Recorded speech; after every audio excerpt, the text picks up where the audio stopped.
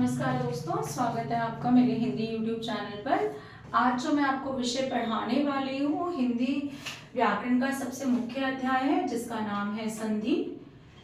अधिकतर हिंदी व्याकरण पुस्तकों में यह अध्याय तीसरा होता है, यानी कि वर्ण विचार सीखने के बाद, भाषा के रूप जानने के बाद हम संधि सीखते हैं। अब संधि से क्या होता है? संधि से नए शब्दों का निर्माण होता है, यानी कि हिंदी भाषा में जब हम नए शब्द बनाते हैं उसके तीन तरीके हैं, एक संधि, समास, उपसर्ग और प्रत्यय। तो संधि उन्हीं में से एक है जो नए शब्द बनाने के काम आती है। वीडियो को एंड तक जरूर देखें। संधि जो है इसका शाब्दिक अर्थ है मेल या जोड़ना, यानी कि जो कुछ टूटा हो या जो कुछ अलग हो उसे जोड़ना क्या कहलाता है? संधि करना। आपने कई बार खबरों में या न्यूज में ये हेडलाइन सुनी होगी, दो देशों के बीच संधि हुई, यानी कि जोड़ हो गया। लेकिन व्याकरण की दृष्टि में यहाँ जोड़ की जो बात हो रही है वो नए शब्द बनाने के लिए हो रही है। अब नए शब्द कैसे बनाए जाते हैं? आप छोटा सा एक उदाहरण जरूर देखें कि जैसे मैंने शब्द लिखा विद्या जमा आलय, मैं इससे नया शब्द, शायद कोई जो हिंदी का थोड़ा बहुत भी ज्ञानी हो वो लिख देगा कि इससे नया शब्द विद्यालय बनेगा। सही बात है, विद्यालय बनेगा। अब हमारे पास थे दो निश्चित अर्थ वाले शब्द, यानी कि पहले से अर्थपूर्ण शब्द, उनसे हमने एक नया शब्द बना दिया। अगर हम वर्तनी के अनुसार देखें तो ये शब्द थोड़ा सा छोटा हो गया है। दो शब्दों को मिलाकर हमने क्या कर दिया? एक शब्द बना दिया। जैसे a प्लस ए कर दें, हमने दो यहाँ पर अल्फाबेट लिखे और हम यहाँ पर क्या कर दें? a स्क्वायर लिख दें, मतलब वही है, यानी कि a स्क्वायर को जब तोड़ेंगे तब a इंटू a आएगा। अब यहाँ पर भी यही बात है, जब इन दो शब्दों को दोबारा से इस फॉर्म में लाएंगे तो भी दो शब्द ही बनेंगे। इनको अगर इस तरह लिखेंगे तो भी यही बनेगा। यानी कि संधि जो है संक्षेपीकरण का काम करती है, संक्षेप करने का, यानी कि छोटा करने का काम करती है शब्दों को। शब्द को छोटा करना हो, नए शब्द बनाना हो तो हम किसका इस्तेमाल करते हैं? संधि का। अब संधि होती कहाँ है? ये बड़ा ही मुख्य प्रश्न है, कई बार परीक्षाओं में पूछा जाता है, विकल्पों में दिया जाता है संधि क्या है। विकल्प दिए जाते हैं शब्दों का मेल, वर्णों का मेल, या जो है वाक्यों का मेल। तो संधि जो है वर्णों का मेल है। किसका मेल है? वर्णों का, शब्द का नहीं है। हमें यहाँ शब्द जरूर दिखाई दे रहे थे, मैं दोबारा लिखती हूँ इन शब्दों को कि हमें विद्या जमा आलय दिखाई दे रहे थे। नया शब्द जब हमने बनाया, हमने शब्द लिखा विद्यालय। अगर आप ध्यान से देखें तो दूसरे शब्द का अंतिम भाग और पहले शब्द का आरंभिक भाग, इसमें कोई बदलाव नहीं हुआ। बदलाव कहाँ हुआ? इनमें, कि ये हट गया और जो है नया शब्द बन गया। तो वर्णों में परिवर्तन आता है, संधि से शब्दों में परिवर्तन नहीं आता और शब्दों का अर्थ भी नहीं बदलता। इसलिए क्या है? संधि क्या है? दो वर्णों का मेल है। अब जो है संधि कितने प्रकार के? वैसे संधि जो है संस्कृत भाषा का शब्द है और संस्कृत के ही शब्द जो हिंदी में इस्तेमाल हुए हैं उनमें हम संधि का प्रयोग देखते हैं। जैसे ये विद्या जमा आलय, विद्यालय शब्द संस्कृत भाषा का तत्सम शब्द है जो हिंदी में आया। आपको ये मालूम ही होगा, संस्कृत से वे शब्द जो सीधे हिंदी में आ गए वो तत्सम कहलाते हैं। हिंदी की तो आदि जननी संस्कृति कही जाती है, तो हिंदी में संस्कृत शब्दों की तो भरमार है। तो संधि वाले अधिकतर शब्द कौन से हैं? हमारे तत्सम शब्द हैं। अब जो है बात करते हैं कि संधि के भेद क्या है। जब दो शब्दों के बीच संधि होती है तो शब्द बहुत तरह के हैं। हम संस्कृत भाषा के शब्दों में बात करें तो हम विसर्ग वाले शब्द, व्यंजन वाले शब्द, स्वर वाले शब्द सब देखते हैं। जब संधि होने पर शब्दों के रूप में बदलाव हो जाए, संधि के कारण जैसे विसर्ग बदल जाए, व्यंजन बदल जाए, तो उसके अनुसार हमने जो है संधि को तीन भागों में बांटा है। कौन कौन से तीन भाग हैं संधि के हमारे? जब स्वर संधि हो, यानी कि स्वर का स्वर से मेल हो, स्वर संधि, स्वर में बदलाव हो। जब व्यंजन का मेल हो या और स्वर का मेल हो तो व्यंजन संधि। इसके बाद जो है हमारी विसर्ग संधि है, जब विसर्ग का मेल होने पर शब्द में बदलाव हो तो हम क्या कहेंगे? विसर्ग संधि कहेंगे। आज जो हम पढ़ने वाले हैं वो है स्वर संधि। स्वर संधि। अब स्वर संधि क्या है इसे हमें समझना है। तो सबसे पहले हम देखते हैं स्वरों का स्वरों से मेल। स्वरों का स्वरों से मेल यानी कि स्वर का मेल होता है। अब स्वर का मेल कहाँ होता है? आपने अभी देखा होगा संधि के लिए हम दो शब्द चुनते हैं। जैसे मैंने शब्द लिखा हिम जमा आलय, इन दो शब्दों के बीच मुझे संधि करनी है। तो पहले शब्द का अंतिम वर्ण भी स्वर हो और दूसरे शब्द का प्रारंभिक वर्ण भी स्वर हो, जब इनको मिलाने पर जो विकार होगा, जो परिवर्तन होगा, उसी को क्या कहेंगे हम? स्वर संधि। क्या कहेंगे? स्वर संधि, क्योंकि स्वर स्वर से मिल रहा है। अब कुछ छात्रों को ये लगेगा कि मैम यहाँ तो म दिखाई दे रहा है, यहाँ पर स्वर क्या है? आपने अगर पिछली कक्षा देखी हो तो उसमें क्या था? माँ का असली रूप क्या है? माँ जमा अ। और यहाँ पर आले में तो स्पष्ट रूप से हमें आ स्वर दिखाई ही दे रहा है, तो अ का आ से मेल हो रहा है, दोनों जगह स्वर है। और नया शब्द क्या बन रहा है यहाँ पर? हिमालय। ऐसी संधि को हम क्या कहते हैं? स्वर संधि कहते हैं। यानी कि संधि पहले तो कहाँ होती है? पहले शब्द के अंतिम वर्ण और दूसरे शब्द के प्रारंभिक वर्ण में, उससे जो विकार उत्पन्न होता है उसे हम संधि कहते हैं। अब पहले शब्द का अंतिम वर्ण यहाँ पर क्या है? अ है, स्वर है। दूसरे शब्द का आरंभिक वर्ण भी यहाँ पर क्या है? स्वर है। और यहाँ पर इसलिए हमने इस हिमालय शब्द में जो संधि हुई है वो कौन सी संधि है? वो स्वर संधि है। अब स्वर संधि के हमारे 5 भेद हैं। जी हाँ, 5 भेद हैं। सबसे पहले दीर्घ संधि, गुण संधि,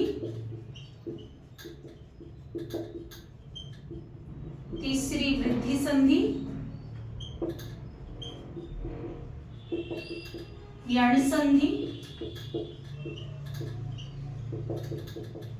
और 5वीं अयादि संधि।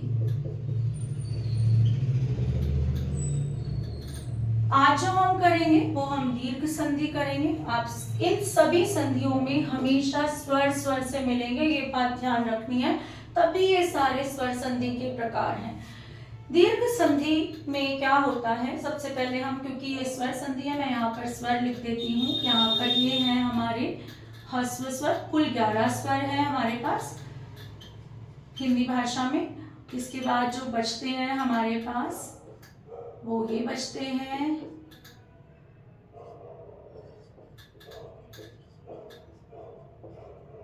एक, दो, तीन, चार, 5, 6, 7, 8, 9, 10, कौन सा रह गया हमारा?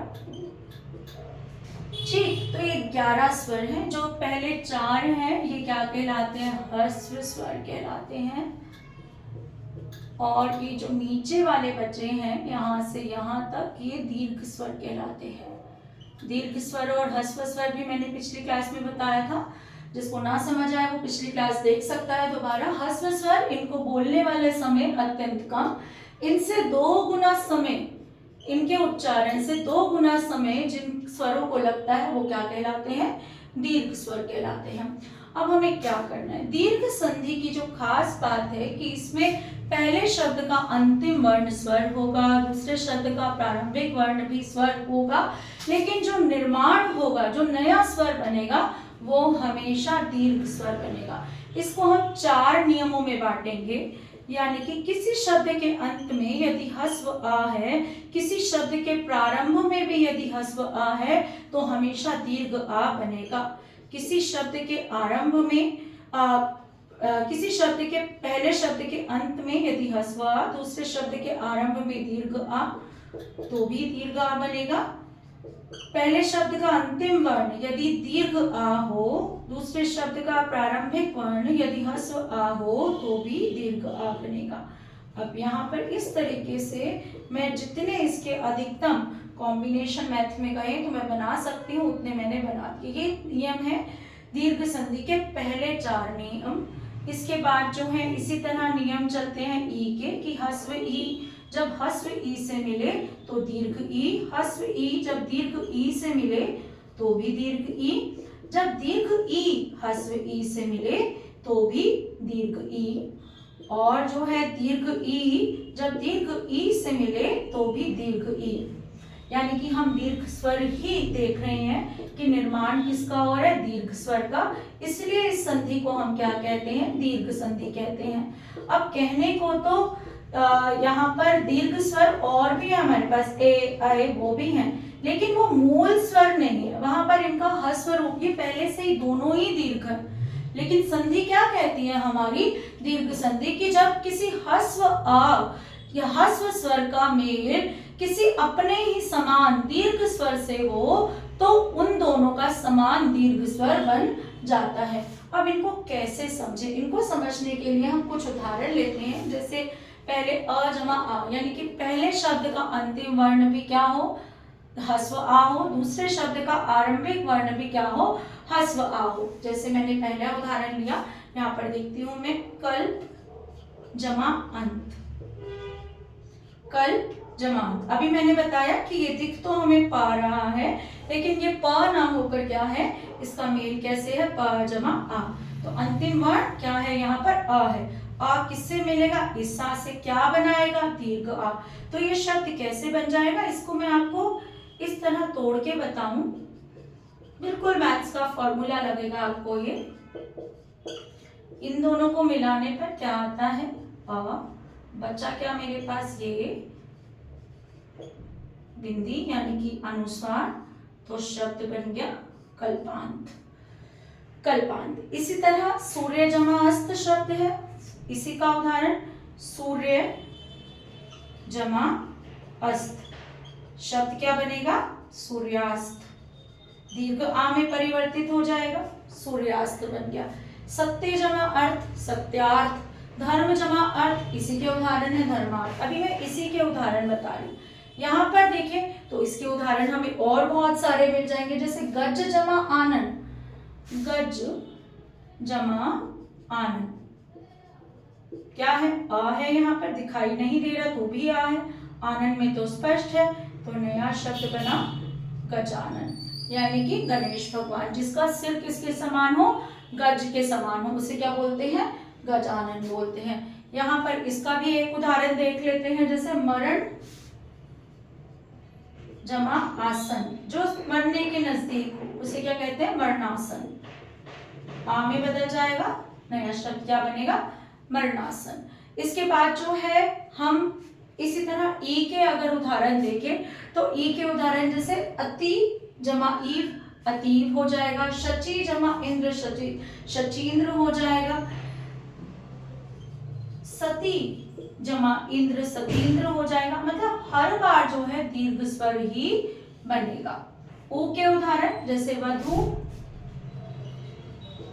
जमा उत्सव, किसका उदाहरण होगा, ये बड़ा ऊ है और छोटा ऊ इस नियम का उदाहरण है, बनेगा क्या, वधूत्सव। वधु जमा ऊर्मी, किसका उदाहरण है, बड़ा ऊ, बड़ा ऊ किसका उदाहरण है, इसका उदाहरण है, बनेगा क्या, वधूर्मी। इसके बाद जो है हम ऐसे ही इन शब्दों के उदाहरण भी देख सकते हैं, जैसे लघु जमा ऊर्मी, क्या बनेगा, लघुर्मी, बड़े ऊ में परिवर्तित हो जाएगी मात्रा।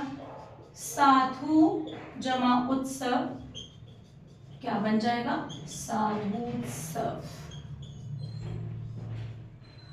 जितना हम शब्दों का अभ्यास करेंगे उतना हम संधि को अच्छे से समझ पाएंगे। तो ये हमारे जो है, ये जितनी भी संधि के मैंने अभी उदाहरण बताए, ये हमारी स्वर संधि का पहला भेद है, जिसका क्या नाम है, दीर्घ संधि। क्यों है इसका नाम, क्योंकि यहाँ पर दीर्घ स्वर बन रहा है बार बार, बड़ा आ बना, बड़ी ई बनी और बड़ा ऊ बना। मात्राओं में परिवर्तन हो रहा है, कहाँ देख रहे हैं कि कहाँ परिवर्तन हो रहा है, पहले शब्द का अंतिम वर्ण दूसरे शब्द के प्रारंभिक वर्ण से मिल रहा है, ये जो स्वर है इसका लोप हो जा रहा है और इसकी मात्रा में बार बार परिवर्तन हो रहा है, और बार बार मात्रा या तो बड़े ऊ की बन रही है, बड़े ई की बन रही है या बड़े आ की बन रही है। ये तीनों दीर्घ स्वर के उदाहरण है, इसीलिए हम इस संधि को क्या कहते हैं, दीर्घ संधि कहते हैं। संधि में जो एक खास बात ध्यान रखने वाली है वो बस इतनी है कि संधि हमेशा सार्थक शब्दों के बीच होती है। सार्थक शब्द, सार्थक शब्द मतलब वो शब्द जिनका कोई अर्थ हो। निरर्थक शब्दों के बीच में संधि नहीं होगी। इसको एक उदाहरण के द्वारा समझते हैं। मैंने यहाँ शब्द लिखा हिम जमा आलय, जो हिम का अर्थ है बर्फ, आलय का अर्थ है घर, तो हिमालय, हिमालय पर्वत इसीलिए उसका नाम पड़ा है हिमालय, कि हिम का घर है वो। लेकिन अगर यहाँ पर मैं हिमा जमा आलय कर दूं, बनेगा तो नियम यही कि बड़ा बड़ा मिलकर बड़ा बनाएंगे या दीर्घ आ मिलकर दीर्घ आ बनाएंगे, तो हिमालय ही होना चाहिए। लेकिन ये संधि नहीं कहलाएगी क्योंकि हिमा का कोई अर्थ नहीं है। तो संधि में खास बात हमें क्या ध्यान रखनी होती है कि संधि में हमेशा सार्थक शब्दों का मेल किया जाता है। संधि का अर्थ है मेल। संधि किसका मेल है? वर्णों का मेल है। वर्ण कहाँ होते हैं? पहले शब्द का अंतिम वर्ण और दूसरे शब्द का प्रारंभिक वर्ण जब मिलते हैं तो वहां पर जो है संधि कही जाती है। संधि के मुख्य कितने भेद हैं? संधि के मुख्य भेद 3 है। स्वर संधि, व्यंजन संधि, विसर्ग संधि। स्वर संधि के कितने भेद हैं? स्वर संधि के 5 भेद हैं। दीर्घ, गुण, वृद्धि, यण, अयादि। आने वाली संधियां हम अगली कक्षाओं में पढ़ेंगे। अगर आपको क्लास पसंद आई है तो लाइक करें, शेयर करें और सब्सक्राइब जरूर करें ताकि मुझे भी अच्छा मोटिवेशन मिलता रहे आपके लिए वीडियोस बनाने का। Thank you.